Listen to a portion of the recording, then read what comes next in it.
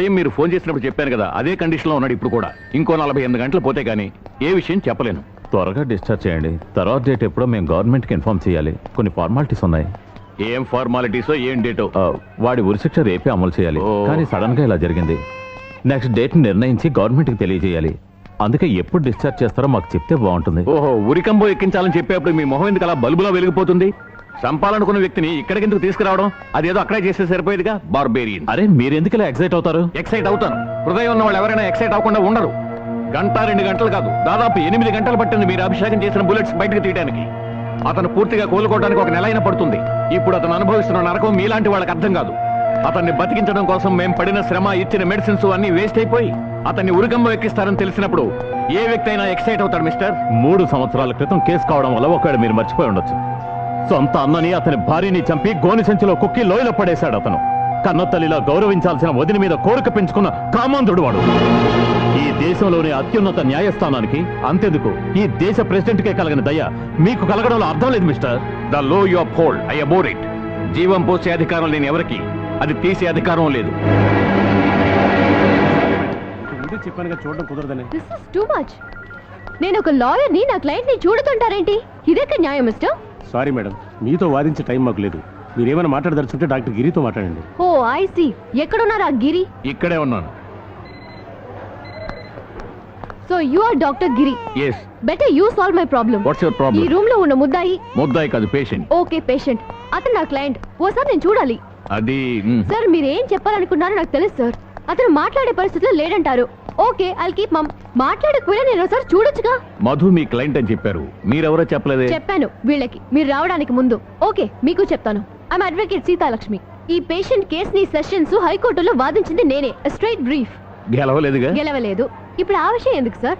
నేను అతన్ని చూడడం వీలవుతుందా లేదా? ఇప్పుడు వీలు కాదు, 2 రోజుల తర్వాత చూద్దాం.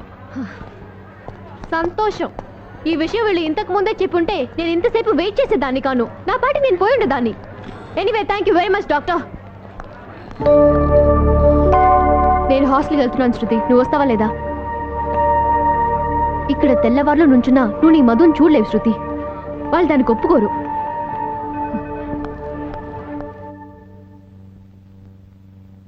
సార్, ఈ అమ్మాయి అర్థమైంది. ఏమిటి? నేను మధుని ఒకసారి చూడొచ్చా? న్యాయంగా అనుమతించకూడదు, బట్ జస్ట్ ఏ గ్లాన్స్. ఎక్కువసేపు ఉండకు. అవునమ్మా, ఇతనికి బంధువులు ఎవరూ లేరా? అమ్మ, అక్క, బావ అందరూ ఉన్నారు. మరైతే చూడడానికి ఎవరూ రాలేదే. సరే వెళ్ళమ్మా, వెళ్ళి చూడు. థ్యాంక్స్.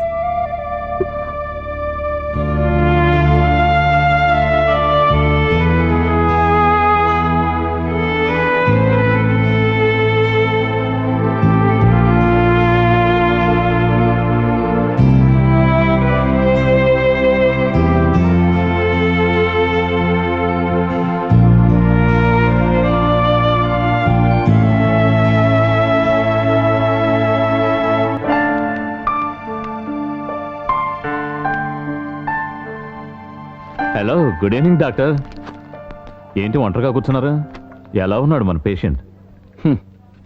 ఇంటికెళ్ళి ఆలోచించాక నాకు అనిపించింది మీరు ఆవేశపడ్డంలో అర్థం ఉందని. అతను పడ్డ బాధలు, అనుభవించిన నరకం చాలవన్నట్టు అతన్ని మళ్ళీ ఉరి తీయడానికి తీసుకుపోతామన్నప్పుడు ఎవరైనా సరే మీలాగే స్పందిస్తారు. మనం అండర్స్టాండింగ్ కొద్దాం. మీరే ఎలాగైనా వాడిని ఫినిష్ చేసేయండి. మీకేం కావాలన్నా ఇస్తాను. డెడ్లీ పాయిజన్ ఇంజెక్ట్ చేస్తే చాలు. ఆ దేవుడు కూడా తెలీదు. మర్యాదగా వెళ్ళి ఇక్కడి నుంచి. వెళ్ళడానికి రాలేదు, నీతో అటు ఇటు తేల్చుకోవడానికి వచ్చాను. నిన్న హాస్పిటల్లో ఏమన్నావు? బార్బేరియన్. ఈ రాబర్ట్ మొహం మీదే అలా అన్న నిన్ను అక్కడే చంపకుండా వదిలేసి వెళ్ళానంటే నేనెవరికి భయపడి కాదు. అది హాస్పిటల్ కనుక, అందుకే నువ్వు బతికిపోయావు. చూస్తూ ఉండు. నువ్వు నీ వాళ్ళు చూస్తుండగానే వాడిని అక్కడి నుంచి తీసుకువెళ్తాను. అది 24 గంటల్లో. అడ్డొచ్చి చూడు, నేనేంటో తెలుస్తుంది. నువ్వు ఎలా తీసుకెళ్తావో తీసుకెళ్ళరా, అప్పుడు చూద్దాం. ఆ రోజు హాస్పిటల్ కాబట్టి ఒక్కసారి అన్నాను, ఇప్పుడు ఆ మాట 100 సార్లు అంటాను. Barbarian, barbarian, barbarian. వెళ్ళి పని చూసుకోరా స్కౌండ్రల్.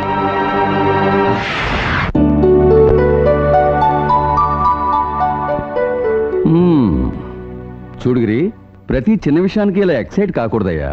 ఉపదేశాలు వద్దు, నేను చెప్పేది వింటే చాలు. అబ్బా, గుచ్చిన చోటే గుచ్చి నీ కసి తీర్చుకుంటున్నావయ్యా. నేను అడిగిన దానికి సమాధానం చెప్పనే లేదు. చెప్పాను కదా, పూర్తిగా అతనికి నయమయ్యాక చూద్దామని. ఈ రోజు కాకుంటే రేపు నయం అవుతుంది. నేను అడిగిన దానికి సమాధానం అది కాదు. మరణశిక్ష పడాల్సిన వ్యక్తి కాదు అతను. అది నిర్ణయించాల్సింది నువ్వు నేను కాదు. ఇండియన్ ప్రెసిడెంట్ కూడా అతని మీద దయగలగలేదు.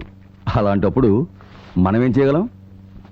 సాధారణ వ్యక్తి అయితే ఏమీ చేయలేడు. బట్ ఒక ముఖ్యమంత్రి తలుచుకుంటే చేయగలడు. ఓకే, ఆ కుర్రాడి మీద నీకెందుకంత ఇంట్రెస్ట్? చెప్తాను.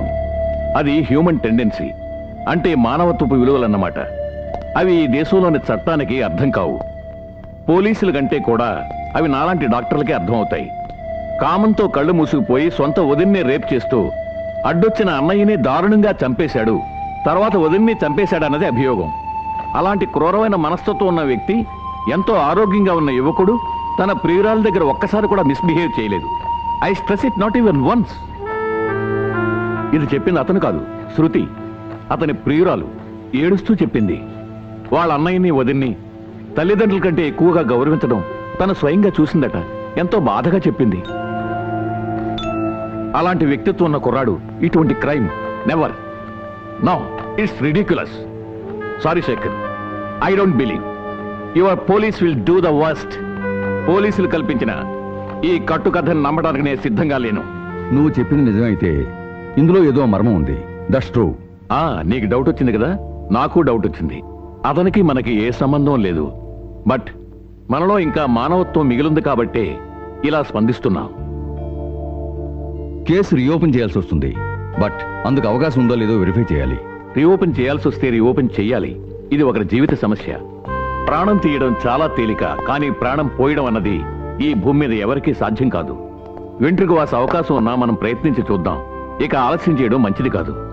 పోతే ఈ కేసు ఇన్వెస్టిగేషన్కి వచ్చే ఆఫీసర్కి ఈ స్పిరిట్, సిన్సియరిటీ ఉండి తీరాలి.